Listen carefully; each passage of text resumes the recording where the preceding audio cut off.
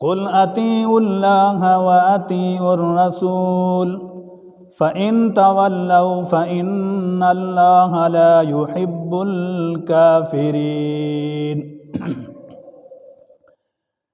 جس دور پہ نازاں تھی دنیا، اب ہم وہ زمانہ بھول گئے، اوروں کو جگانا یاد رہا، خود ہوش میں آنا بھول گئے۔ منہ دیکھ لیا آئینے میں، پر داغ نہ دیکھا سینے میں،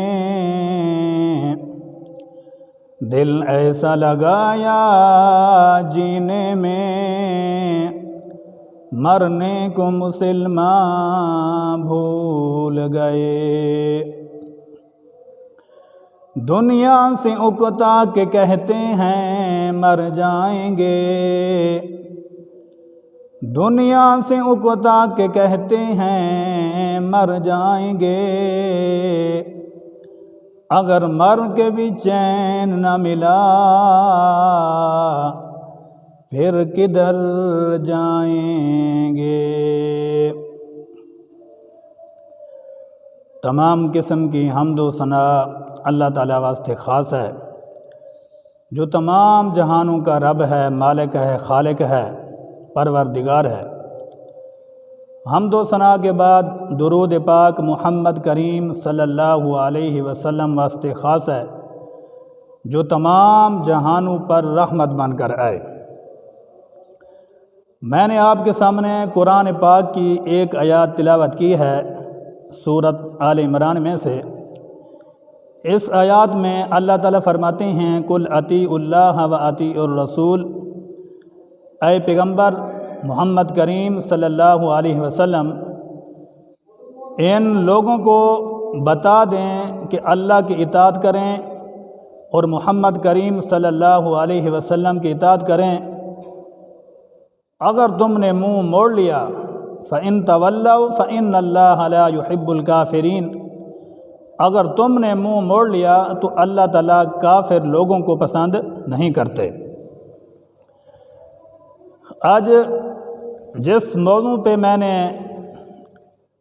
اپنا خطاب بیان کرنا ہے وہ میرا موضوع ہے کہ میں کیا کروں۔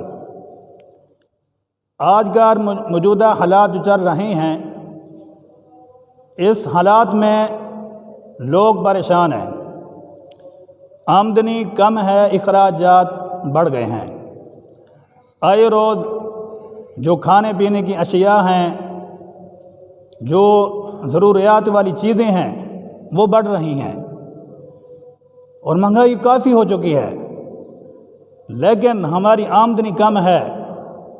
جب پریشانی آتی ہے انسان کو تو انسان کہتا ہے کہ میں کیا کروں۔ اللہ تعالیٰ سے دعا ہے کہ اللہ تعالیٰ مجھے یہ موضوع حق سچ بیان کرنے کی توفیق عطا فرمائے، اور مجھے اور آپ کو عمل کرنے کی بھی توفیق عطا فرمائے۔ موجودہ دور میں والد اپنے بیٹے سے یہ سوال کرتا ہے کہ جو میں کہتا ہوں تم میری بات کیوں نہیں مانتے؟ جب بیٹا اپنے باپ کی بات نہیں مانتا تو باپ کہتا ہے کہ میں کیا کروں۔ اب بیٹا کہتا ہے اپنے والد کے بارے میں کہ پرانا ذہن، پرانی سوچ، پرانی باتیں کرتا ہے میرے والد صاحب، مجھے سمجھ نہیں آتی کہ میرا والد صاحب کیا کہتا ہے۔ جدید دور ہے، جدید ٹیکنالوجی ہے، بیٹا پریشان باپ کے بارے میں، باپ پریشان بیٹا کے بارے میں۔ اب بیٹا کہتا ہے کہ میں کیا کروں، باپ کہتا ہے کہ میرا بیٹا میری بات نہیں مانتا، میں کیا کروں۔ اور ساس اپنے بہو سے پریشان ہے، ساس کہتی ہے جب سے یہ میرے گھر آئی ہے تو یہ کام ہی نہیں کرتی، میں کیا کروں۔ اور جو بہو ہے وہ پریشان ہے اپنی ساس سے کہ جب سے میں اس گھر میں آئی ہوں تو اس نے میرا جینا حرام کر رکھا ہے کہ میں کیا کروں۔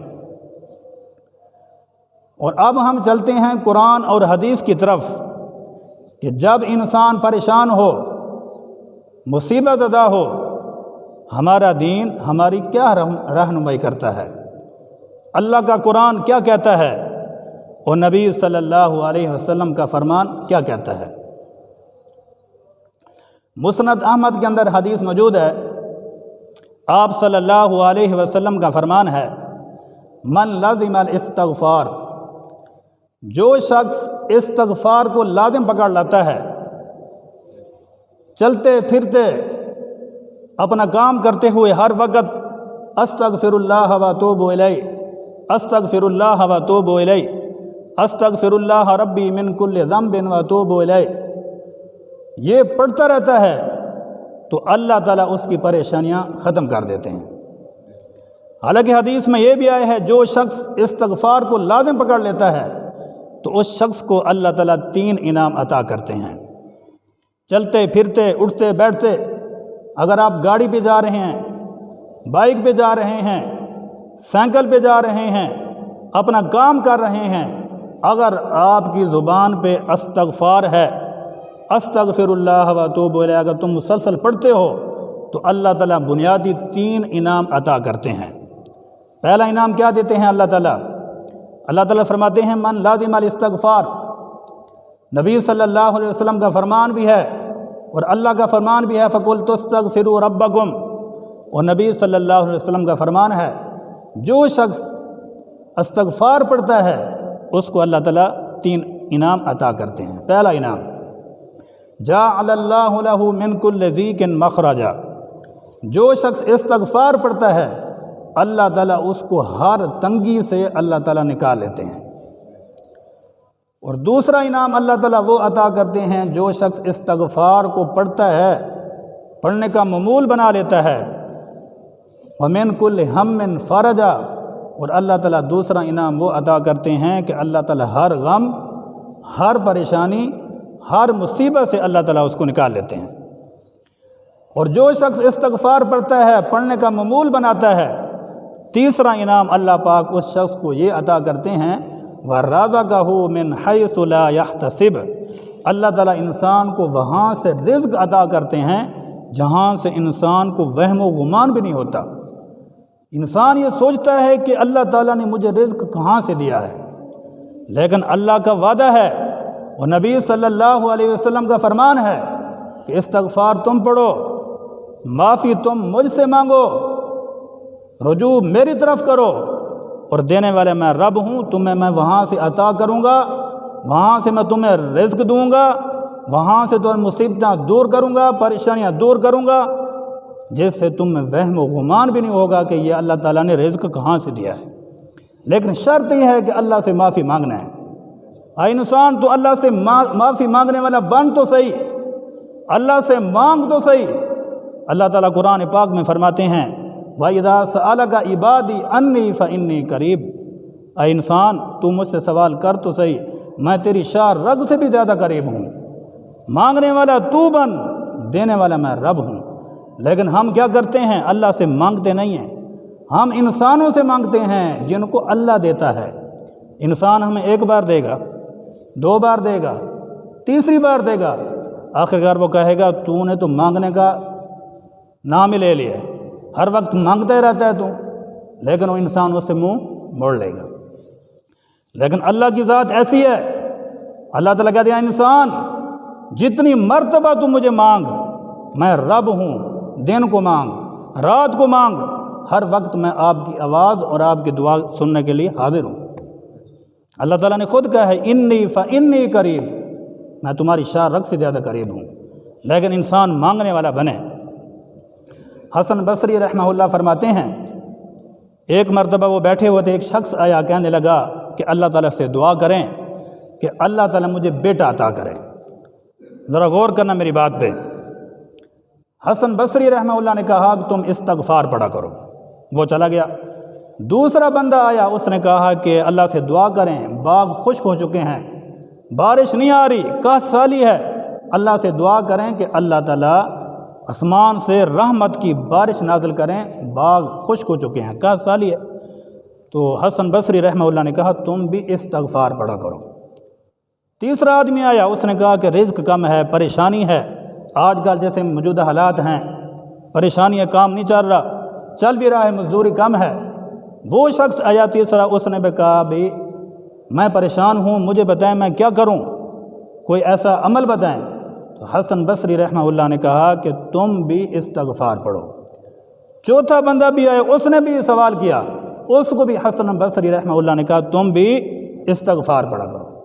ساتھ میں حضرت ربیع بیٹھے ہوئے تھے، وہ کہنے لگے حضرت 4 بندے آئے ہیں، چاروں نے مختلف سوال کیے ہیں، آپ نے چاروں کو جواب ایک دیا ہے، اس کا کیا مطلب ہے؟ کوئی بیٹا مانگنے والا، کوئی رزق مانگنے والا، کوئی بارش کی دعا کروانے والا، آپ نے سب کو یہی بتایا ہے کہ تم استغفار پڑھو۔ تو حسن بصری رحمہ اللہ نے کیا جواب دیا؟ کہنے لگے اے ربی، میں نے یہ عمل، یہ وظیفہ، یہ میں نے اپنی طرف سے نہیں بتایا، بلکہ اللہ تعالیٰ نے قرآن پاک میں فرما دیا ہے۔ اللہ تعالیٰ قرآن پاک میں فرماتے ہیں، سورۃ نوح کے اندر فرماتے ہیں اللہ تعالیٰ فَقُلْتُ اسْتَغْفِرُوا رَبَّكُمْ إِنَّهُ كَانَ غَفَّارًا يُرْسِلِ السَّمَاءَ عَلَيْكُمْ مِدْرَارًا وَيُمْدِدْكُمْ بِأَمْوَالٍ وَبَنِينَ وَيَجْعَلْ لَكُمْ أَنْهَارًا۔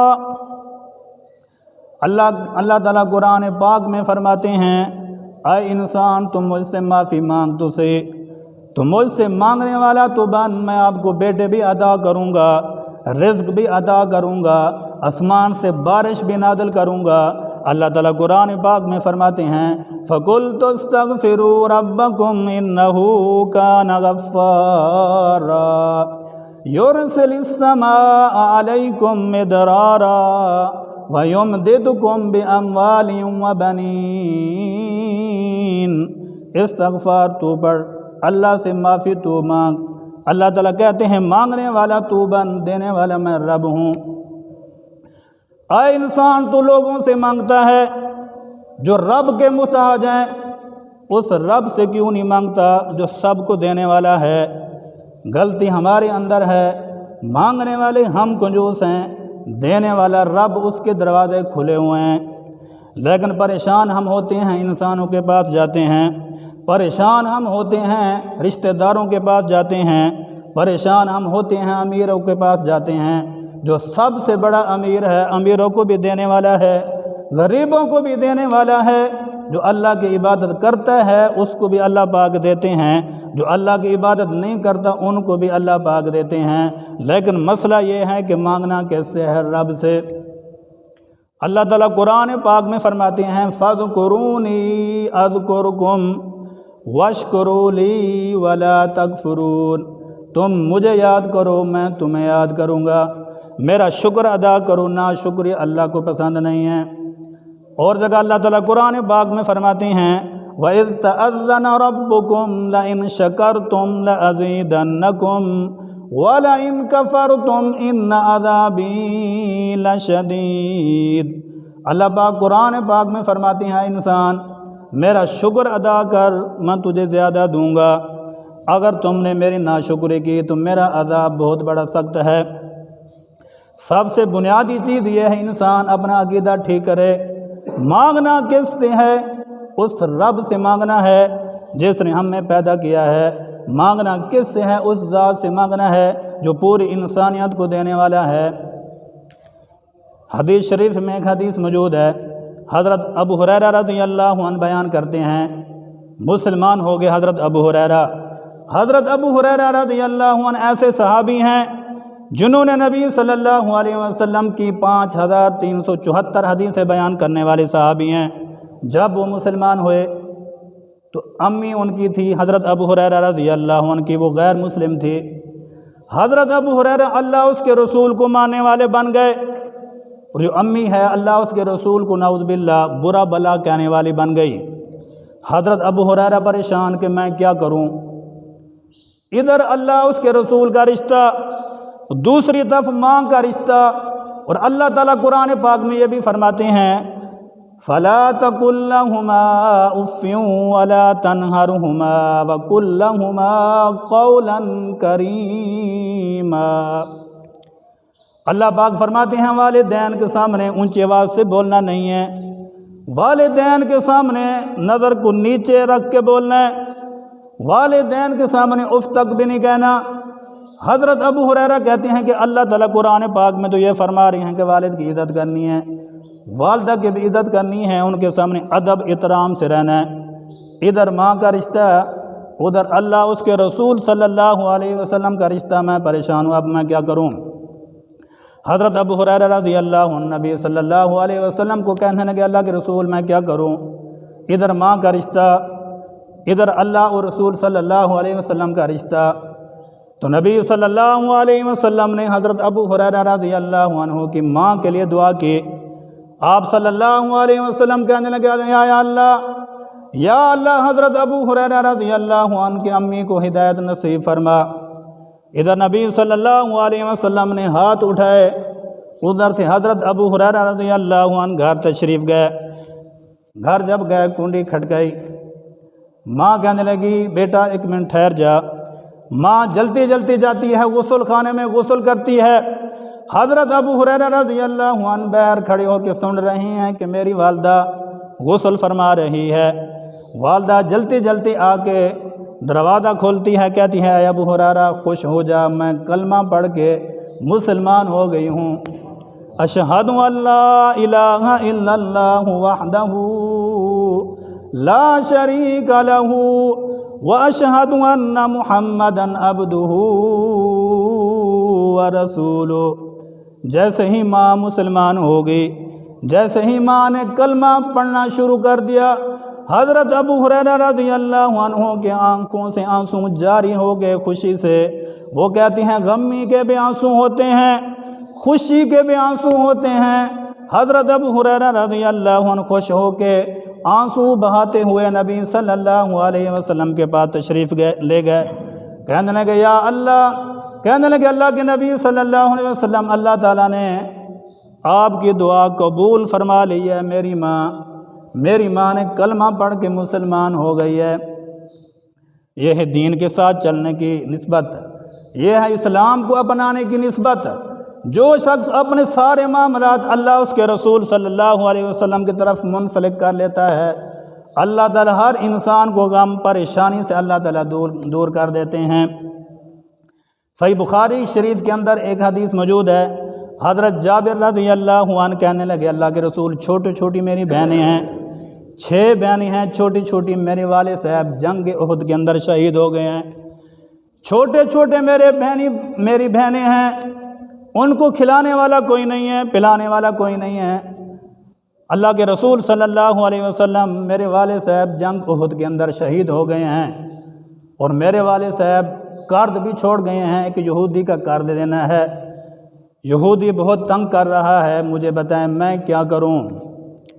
اللہ کے رسول صلی اللہ علیہ وسلم یہودی کے پاس گئے، کہنے لگے جابر رضی اللہ عنہ کے والد وفات پا چکے ہیں جنگ میں، چھوٹی چھوٹی بہنیں ہیں، ان کو کچھ مہلت عطا کر، مہلت دے۔ وہ یہودی نہ مانا۔ پھر آپ صلی اللہ علیہ وسلم حضرت جابر رضی اللہ عنہ کے باغ میں تشریف لے گئے، وہاں جا کے چکر کاٹتے رہے۔ پھر کہنے لگے اے جابر اب یہودی کو بلا، اس کا قرض ادا کر دے، یہ پھل اتار کے اس کو دے دے۔ حضرت جابر رضی اللہ عنہ باغ میں تشریف لے گئے، اپنے کھجور اتارے، پھل اتارے، اتار کے اس یہودی کو بلایا، اس کا 30 وسق جو قرض تھا دے دیا۔ پھر نبی صلی اللہ علیہ وسلم کے پاس تشریف لے گئے، حضرت جابر رضی اللہ عنہ کہنے لگے اللہ کے رسول میں نے یہودی کو بلایا، ان کا 30 وسق جو قرض تھا وہ عطا کر دیا، باقی 17 وسق اور بھی رہ گیا ہے۔ یہ نبی صلی اللہ علیہ وسلم کو کہنے گئے۔ پھر نبی صلی اللہ علیہ وسلم نے کیا فرمایا، جا حضرت عمر کو بھی بتا دے اور حضرت ابو بکر رضی اللہ عنہما کو بھی بتا دے۔ حضرت ابو بکر حضرت عمر رضی اللہ عنہما دونوں کو بتا دے۔ جابر رضی اللہ عنہ گئے، ان کو بتایا، جیسے ہی عمر رضی اللہ عنہ نے یہ سنی بات، کہنے لگے حضرت عمر مجھے پہلے پتہ تھا کہ نبی صلی اللہ علیہ وسلم نے جو بات کر دی ہے اس میں انشاءاللہ نفع ہی نفع ہے۔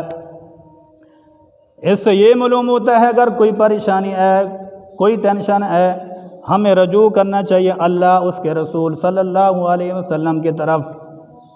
صحیح مسلم ایک اور حدیث موجود ہے، ام سلمہ رضی اللہ عنہا کہنے لگے کہ اللہ کے رسول صلی اللہ علیہ وسلم میرے شوہر ابو سلمہ وفات پا گئے ہیں، اب میں پریشان ہوں، اب میں کیا کروں؟ تو نبی صلی اللہ علیہ وسلم کہنے لگے اے ام سلمہ رضی اللہ عنہا، ایک میں آپ کو وظیفہ بتا رہا ہوں، ایک دعا بتا رہا ہوں، اس دعا کو تو پڑھ انشاءاللہ آپ کو اللہ تعالیٰ بہتر شور عطا کریں گے۔ ام سلمہ رضی اللہ عنہا کہنے لگے اللہ کے رسول میرا شوہر تو بہت اچھا تھا، میری خدمت کرنے والا تھا، اس سے بہتر شوہر تو اور نہیں آ سکتا۔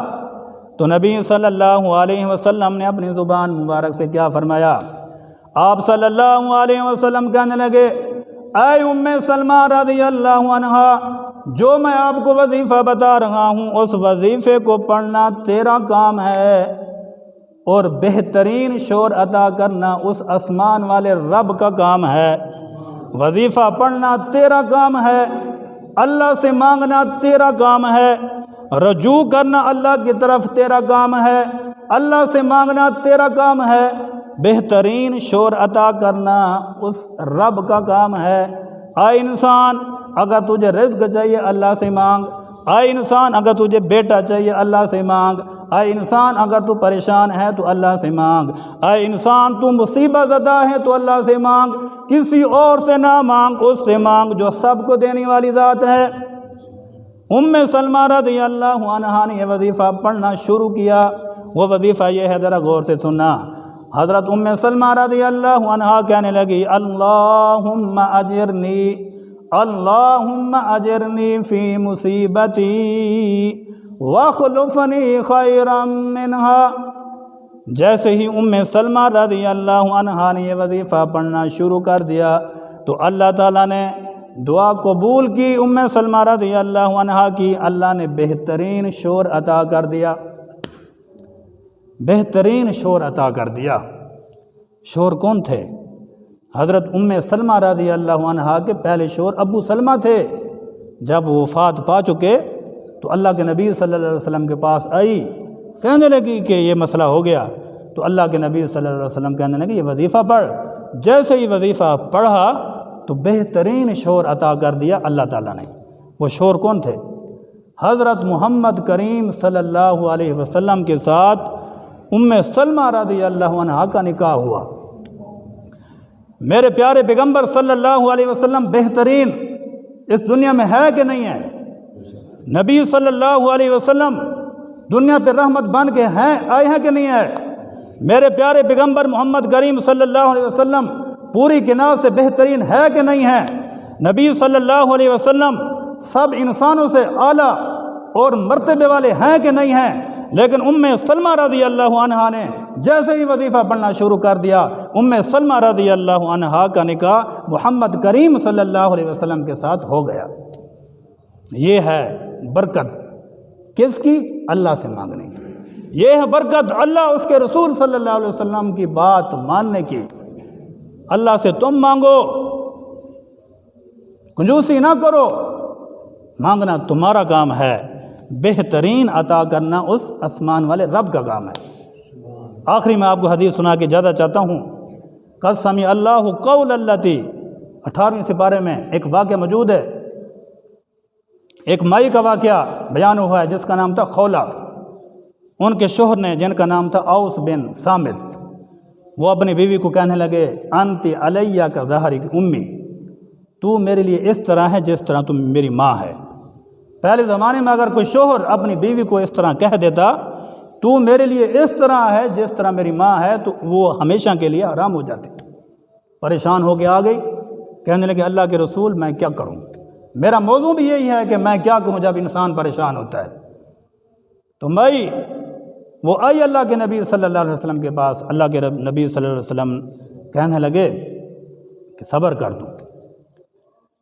پھر وہ کہنے لگے اللہ کے رسول چھوٹے چھوٹے بچے ہیں، اگر میں اپنے پاس رکھوں تو ان کو کھلائے گا کون؟ کون کھلائے گا؟ اگر میں ان کو دے دوں تو ان کی تربیت کون کرے گا؟ کیونکہ ماں سب سے پہلی جو ماں ہوتی ہے بچے کی تربیت شدہ ہوتی ہے، تربیت ماں کرتی ہے۔ لیکن نبی صلی اللہ علیہ وسلم نے فرمایا یعتق رقبۃ، اگر تو ایک گردن آزاد کر دے۔ وہ کہنے لگے اللہ کے رسول ہم تو غریب ہیں، نہیں دے سکتے۔ پھر نبی صلی اللہ علیہ وسلم نے فرمایا فَيَصُومُ شَهْرَيْنِ مُتَتَابِعَيْنِ، اگر تیرا شوہر یہ بھی ادا نہیں کر سکتا 2 مہینے کے مسلسل روزے رکھے۔ پھر وہ کہنے لگے اللہ کے رسول وہ بھی نہیں روزے رکھ سکتا، بوڑھا آدمی ہے۔ پھر آپ صلی اللہ علیہ وسلم نے فرمایا فَلْيُطْعِمْ 60 مسکینا، پھر اپنے شوہر کو کہے کہ 60 مسکینوں کو کھانا کھلائے۔ اب وہ کہنے لگے اللہ کے رسول وہ بھی نہیں کھلا سکتے۔ پھر کہیں سے ایک ٹوکرا کھجور کا آیا تو آپ صلی اللہ علیہ وسلم کو کہنے لگی کہ آپ کی اجازت ہو تو میں اپنے شوہر کے لیے ان کو ہبہ کر دیتی ہوں، ان کو دے دیتی ہوں، تو وہ یہ صدقہ ادا کر دے۔ تو آپ صلی اللہ علیہ وسلم نے فرمایا ٹھیک ہے تو یہ صدقہ ادا کر دے اور اپنے شوہر کے ساتھ چلی جا۔